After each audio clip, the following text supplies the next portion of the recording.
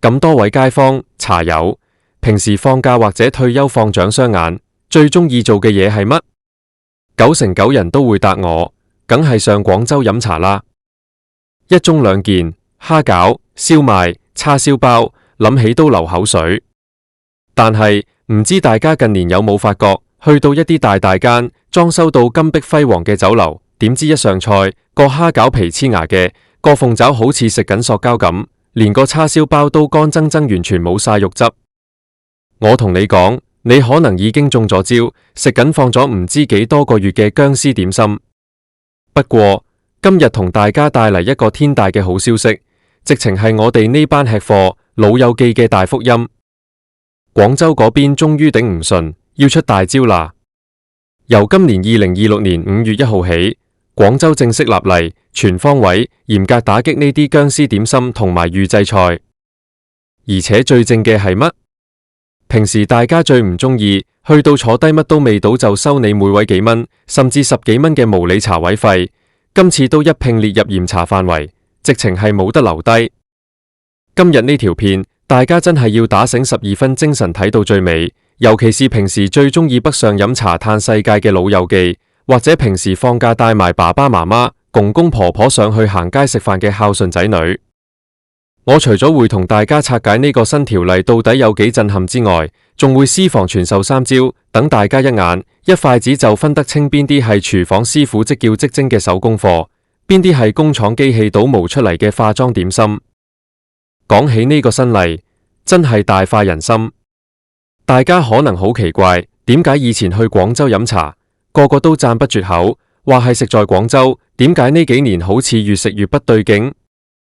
其實背後最主要嘅罪魁禍首，就係所謂嘅預製菜，喺點心界我哋就叫佢做工廠預製點心。大家想象下，以前嘅酒樓，點心師傅凌晨3、4點就要身水身汗返到廚房，開始由麵粉、剁肉餡、包蝦餃，呢啲叫功夫，叫匠人精神。但係呢幾年，因為人工貴、租金高，好多酒樓為咗慳成本、搵快錢，就同出面啲大型食品加工廠合作。呢啲工廠一日可以生產幾十萬隻蝦餃，幾十萬個包。生產完之後點算？就用超低溫冷凍技術，將佢哋變做冰塊。跟住呢啲點心就會用貨車運去各大酒樓嘅冰櫃度儲存。有啲酒樓嘅冰櫃入面，啲點心可能已經放咗半年、9個月，甚至足足放咗年半。呢啲放咗好耐嘅冷凍點心，就係我哋俗稱嘅僵屍點心。當你入到酒樓點菜，廚房只需要派一個完全唔識做點心嘅打雜工人，去冰櫃拿一籠出嚟，放入萬能蒸烤箱或者大蒸爐度，校好定時器，蒸得10分鐘，就可以熱辣辣端上你張台。講真，如果佢老老實實賣得平，當係快餐咁食，大家都可能算數。但最無良嘅係，好多酒樓收緊你頂級手工點心嘅價錢，一籠蝦餃收你30幾、40蚊人民幣，但俾你食嘅竟然係成本幾蚊一籠，喺冰櫃雪咗幾個月嘅工廠貨。你話氣唔氣人？最攞命嘅係，好多老友記年紀大，腸胃冇咁好。呢啲預製點心為咗可以放得耐，好多時都會加咗好多防腐劑、添加劑、保鮮劑或者重油、重鹽去掩蓋陣雪藏味。老友記食得多，血壓又高，血糖又升，仲隨時食到肚痛，真係出事。好在廣州政府今次動真格，由5月開始，新法規明確規定，所有餐飲商家如果使用預製菜或者冷凍點心，必須喺菜單上面清清楚楚標明，甚至要喺店面顯眼位置公示。即係話，你賣預製點心唔係唔得，但你一定要同消費者講明。咁樣一嚟，主導權就反到我哋消費者手上。我想食新鮮嘢，我就去幫襯手工店；我貪平趕時間，我先去預製菜店。商家唔可以再好似以前咁魚目混珠，用預製菜當新鮮貨賣。除咗僵屍點心，今次新例另一個直擊痛點嘅地方，就係整治無理茶位費。我相信每一位去過內地或者喺香港飲茶嘅街坊，都一定遇過呢個情況。一坐低，服務員阿姐就問你飲咩茶啊？鐵觀音、普洱定菊花？你隨口揀咗普洱。到買單嗰陣，一睇張單，咦？茶位費每位8蚊，我哋一行4個人，乜都未食，已經無端端收咗32蚊。更令人生氣嘅係，有時你話我今日唔想飲茶，我想飲自己帶嘅礦泉水，或者我只要白開水。對面個經理就會黑埋面同你講，唔好意思，我哋呢度只要坐低就一定要收茶位費，呢個係我哋公司嘅規定。呢種行為本質上就係強迫消費，係霸王條款。在場好多已經60、70歲嘅老友記，平時生活節儉，一分一毫都計過度過。去飲個茶，本來想開高興興，結果見到呢啲無理嘅雜費，個心梗係唔舒服，好似被搶錢咁。今次廣州嘅新規就講得好明啦，餐廳可以提供茶水服務，亦可以收費，但前提是必須要充分保障消費者嘅自主選擇權。如果消費者明確表示唔需要茶水服務，或者自己帶水，商家係絕對唔可以夾硬將茶位費計入賬單度。如果商家敢違規、敢濫收，消費者一投訴，分分鐘要面臨巨額罰款。呢個政策一出，真係為我哋省下唔少冤枉錢。好啦，講完政策，大家心裏有底啦。但係政策歸政策，上有政策，下有對策，我哋總不能每一次去飲茶，都去問人哋個經理，喂，你呢度係咪預製菜啊？人哋梗係實話實說話，自己係新鮮做啦。所以最靠得住嘅，仲係我哋自己對眼，我哋自己條脷。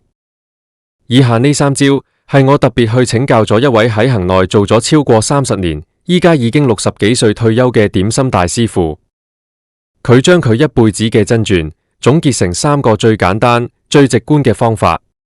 各位老友記，拿定筆記本或者用手機 cap 低佢，下次上廣州一照住做，保證你變身點心專家，啲不良商家見到你都怕。第一招，我哋叫睇外形，睇佢係咪完美過頭。俗語話，人無完人，點心都係一樣。如果係大師傅用手包嘅點心，因為係人工一下一下捏出嚟嘅，每一隻點心之間多多少少都會有少少分別。例如蝦餃，呢隻可能大少少，嗰隻嘅折紋可能少一條。手工包嘅蝦餃，個皮係好有靈性嘅，通常會有11到13條折紋，而且每一條折紋嘅深淺、間距都會有細微嘅手感變化。相反，如果係工廠機器倒模出嚟嘅預製點心，佢哋追求嘅係絕對嘅標準化。你叫一籠燒賣上嚟，如果你發現4隻燒賣嘅高度、大細、形狀，甚至連上面裝飾嘅蟹子數量都一模一樣，就好似同一個模具刻出嚟咁，咁呢個有99%嘅機會係工廠預製貨，因為只有機器先可以做到咁冷冰冰嘅完美。再講下叉燒包，手工做嘅叉燒包最講究嘅係雀龍形、爆口笑。師傅用手捏好個包之後，蒸出嚟個口會自然爆開，露出入面香噴噴、亮晶晶嘅叉燒醬汁，而且個包身係鬆軟有彈性嘅。但如果係機器做嘅冷凍包子，因為要經過長時間冷凍同埋運輸，如果造成自然爆口，啲汁好容易會漏晒出嚟或者變質。所以工廠預製嘅叉燒包好多時個爆口都好呆板，甚至係用機器故意切出個十字口，蒸出嚟個形狀死實實，個包皮食落去好似死麵咁，黏牙又冇麵香味。呢種一眼就睇得出係工廠出產嘅僵屍包。第二招，叫試口感，睇佢係咪皮肉分離或者爽得好假。當你用筷子夾起一隻新鮮做好嘅手工蝦餃，你會感覺到個蝦餃皮係非常有彈性、有韌性嘅，佢可以好好咁包裹住入面嘅蝦肉同肉汁，唔會輕易破爛。當你咬落去第一口，手工蝦餃嘅皮係帶有少少黏糯，但同時好快化開，入面嘅蝦肉係鮮甜有汁嘅，豬肉餡同蝦肉融為一體。但如果係冷凍咗好耐嘅預製蝦餃，因為經過反覆嘅冷凍同解凍，個澱粉皮嘅結構已經被破壞咗。你用筷子一夾，個皮好容易就破，甚至成塊皮甩出嚟，呢個就係典型嘅皮肉分離。更差嘅情況係，因為冷凍得太耐，個皮吸收咗太多水分，食落去好似一團粉糊咁，完全冇咬口。再講講好多人中意食嘅牛肉球同燒賣，有啲茶樓嘅牛肉球，你一咬落去，哇，爽口到不得了，好似乒乓波咁彈牙。你以為自己執到寶？大師傅話你聽，錯晒啦！新鮮手打嘅牛肉球係應該有肉質嘅纖維感，係綿軟中帶點彈性，食得出牛肉本身嘅鮮味。如果一隻牛肉球爽到不自然，甚至有種塑膠感，好大機會係工廠喺製作預製菜嘅時候加入咗過量嘅複合磷酸鹽或者其他食品添加劑，目的就係為咗掩蓋冷凍肉質嘅死實感，人工製造出爽口嘅假象。仲有鳳爪，新鮮炸完再滷再蒸嘅手工鳳爪，個皮係會好自然咁膨脹，我哋叫虎皮。一入口，個皮係軟糯到可以用脷輕輕一吻就骨肉分離，入面嘅骨髓都帶有醬汁嘅香味。但預製嘅冷凍鳳爪蒸完出嚟之後，個虎皮通常都塌落嚟，食落去個皮好韌，好似着橡皮筋咁，着極都着唔爛。醬汁嘅味道只係停留在表面，入面嘅肉同骨係完全冇味嘅。呢種口感，只要你認真試一次，高下立判。第三招，亦都係最容易被忽略嘅一招，叫睇蒸籠，睇佢係咪帶有倒汗水同埋底子嘅狀態。呢一招真係內行人先知嘅秘密。平時我哋去茶樓，點心一上台，大家就急不及待去拿筷子。下次大家不妨等服務員揭開個蓋嗰陣，先觀察下個蒸籠。如果係酒樓大廚即叫即蒸嘅點心，師傅通常會用竹籠。蒸嘅過程中，竹籠會吸收一部分嘅蒸汽，所以上台嘅時候，點心表面係潤澤嘅，但唔會有一大灘水積聚喺底。但如果係預製點心，因為佢哋係直接從冰櫃拿出來，表面本身就結咗一層厚厚嘅冰霜。當佢哋被放入高壓蒸汽爐或者萬能蒸烤箱大批量加熱嘅時候，呢啲冰霜一融化，就會變成大量嘅水分。所以，當你發現送上嚟嘅點心，例如蝦餃或者燒賣，個底墊住嘅嗰張紙已經濕到糊晒，甚至穿咗窿，又或者點心下面嘅蒸籠底積聚咗一小灘死水，啲點心好似浸喺水度咁，咁呢個絕對係冷凍預製點心無疑。因為新鮮包嘅點心絕對唔會有咁多倒汗水同埋冰霜融化出嚟嘅死水。另外，大家仲可以留意下點心上台嘅速度。如果一間酒樓人山人海，但你坐低落單之後唔使3-5分鐘，你點嘅鳳爪、排骨、牛肉球甚至腸粉，一瞬間好似變魔術咁，全部同你上齊。呢個時候你唔好高興得太早，以為呢間酒樓服務效率高。你要知道，新鮮做一籠點心，由包好到放入蒸爐，最快都要7到10分鐘。如果3分鐘就全副武裝上齊，唯一嘅解釋就係廚房個大蒸爐入面一早已經搭起咗幾十層預製點心，一直用大火熱住，甚至係用微波爐、萬能烤箱快速加熱。呢啲快餐式嘅飲茶體驗，完全失去咗傳統飲茶一盅兩件，悠悠閒閒嘅神髓。講到呢度，我相信各位老友記同街坊心裏都已經有一把尺。廣州今次立例真係一件好事，佢用法律嘅手段迫使那些想偷懶、想賺快錢嘅商家必須要老老實實。其實我哋唔係一棍子打死預製菜。在現代社會，生活節奏咁快，預製菜喺外賣、快餐或者打工仔收工返家煮飯嘅時候，確實提供咗好大嘅便利。但問題是，飲茶呢件事對我哋廣東人、對香港人嚟講，佢唔單止係一餐飯，佢係一種文化、一種生活態度，甚至係一種情感嘅寄託。你想想，每逢星期六日或者老友記退休之後，最開心嘅時光，莫過於約埋3-5知己或者一家大細齊齊整整坐埋一桌，大家一邊飲杯茶，一邊吹下水，聽下啲孫仔孫女講下學校嘅趣事，或者同班老街坊傾下國家大事、昨日股市。喺呢個過程入面，那一籠熱騰騰、充滿師傅手工溫度嘅點心，就是成個聚會嘅靈魂。當你發現你滿懷期待坐咗幾十公里高鐵上到廣州，結果擺喺你面前嘅竟然係一堆同你在超市冷凍櫃買返屋企用微波爐叮熱一模一樣嘅化妝點心，你個心會唔會好失望？那種溫馨嘅家庭氛圍會唔會大打折扣？所以廣州今次保護嘅唔單止係消費者的權益，更加係保護緊我哋傳承了幾百年嘅廣式飲茶文化。好啦，新例5月就實施啦。咁我哋嚟緊北上飲茶，點樣可以玩得精明，食得放心呢？除咗我頭先教嗰3招之外，我最後再送幾個小錦囊俾各位老友記。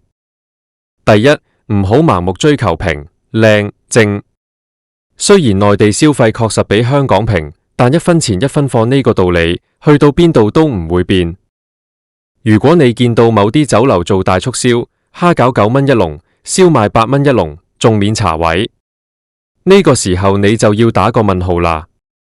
喺依家呢個物價水平之下，如果仲可以用手工現做賣呢個價錢，個老闆一早就破產啦。所以太過便宜嘅點心，好大機會就是工廠批量生產嘅預製貨。第二，盡量選擇有口碑、有歷史或者設有明檔嘅老字號酒樓。明檔即係乜？即係個廚房有一大塊透明玻璃，你可以清清楚楚睇到入面有幾多個點心師傅，着住白衣服，戴住高帽子，喺度現場揉麵粉、包蝦餃。呢種酒樓，佢既然咁將個廚房做成透明俾你睇，就代表佢哋真係有實力、有底氣，賣嘅一定係新鮮手工貨。第三，善用你嘅話語權。新例實施之後，大家入到酒樓坐低落單之前，可以大方咁問一句服務員或者經理：經理，請問你哋呢度邊幾款點心係廚房師傅今日手工新鮮包㗎？我想點手工貨。在法律的監管之下，加上你主動詢問，商家通常都唔敢亂講。如果佢話全部都係手工，而你上菜之後用我教你嘅3招發現係預製菜，你就可以理直氣壯咁去消費者協會或者相關部門投訴。各位老友記，我哋辛苦做嘢做咗大半輩子，依家年紀大咗，有少少時間，有少少閒錢，上內地行下，睇下世界，飲下茶，係人生一大樂事。我哋一定要食得健康，食得精明，食得開心。希望今日分享嘅呢啲資訊可以幫到大家。下次上廣州飲茶，記得帶埋呢條片分享嘅知識去。如果大家覺得今日條片實用，對你或者你身邊嘅老友記有幫助，記得幫忙點個讚，分享俾你平時一齊飲茶嘅茶友、行山嘅老友同埋你屋企人，等大家一齊做個精明嘅吃貨，遠離僵屍點心，好好享受真正嘅手工美味。大家下次上廣州飲茶，如果見到邊間酒樓仲有誠意做手工點心，或者邊間酒樓收費特別公道，記得喺下面留言同我分享，等我都可以去踩下點，介紹更多好地方俾大家。今日就同大家傾到呢度，祝大家飲茶愉快，身體健康，我哋下期再見。